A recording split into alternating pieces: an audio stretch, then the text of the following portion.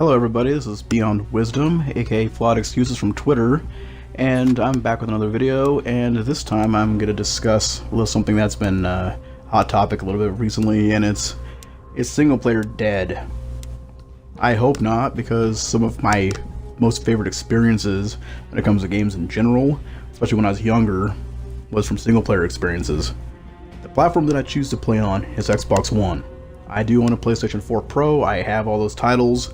I've played a majority of them, and I adore what they're going for on that platform.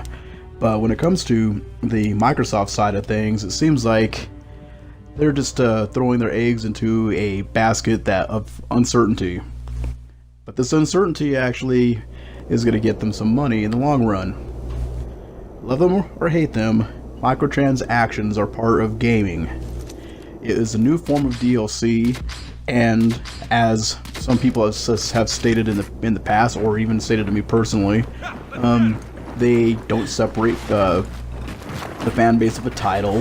They help the developer push for more content in the game, and actually adds more fun or depth. It gives you a challenge. Just because you have money to actually purchase content in games doesn't necessarily mean it's a bad thing towards the developers.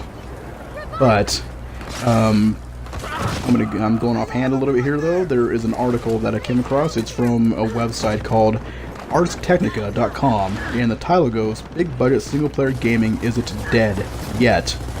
By industry pressures, the narrative adventure isn't going anywhere." Yesterday's news that EA is shutting down Visceral Games is bad news for fans of franchises like Dead Space and the studio's unnamed Star Wars project. The abrupt shutdown has also caused a bit of existential crisis to creep into the game industry chatter regarding the future of big-budget single-player story-driven games in general. Our Visceral Studio has been developing an action-adventure title set in the Star Wars universe. In its current form, it was shaping up into a story-based linear adventure game. This is coming from Visceral themselves, and this is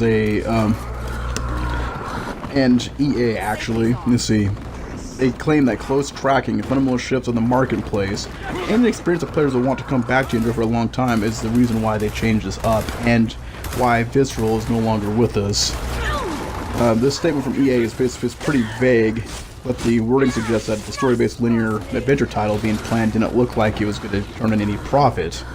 In other words, they started making an Uncharted-styled game, but they wanted Destiny. Looking around for the most popular games at the time, it's not hard to see the market shift. But from Hearthstone to Overwatch to PUBG to Rocket League to Dota, League of Legends, Clash of Clans, and Rainbow Six Siege.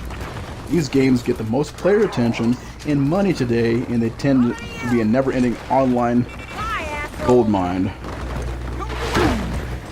These are the esports and games as service titles that can continue to bring in money long after a single-player title has been returned to the shelf and forgotten about. EA is generating $800 million a year through the sales of digital card packs in FIFA alone.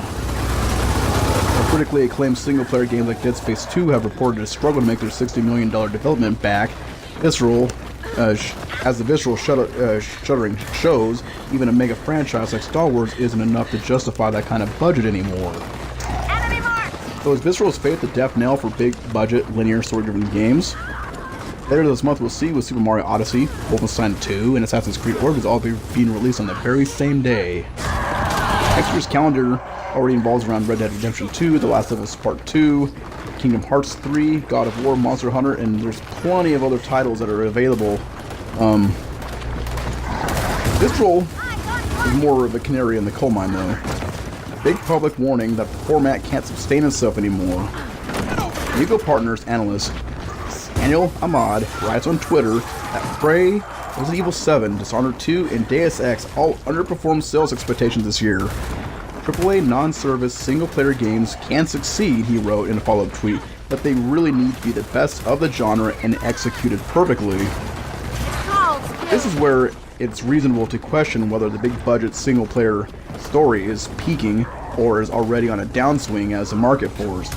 After all, why should someone pay $60 for a self-contained story when they could often pay much less to play a game whose engaging online component ensures it will functionally never end?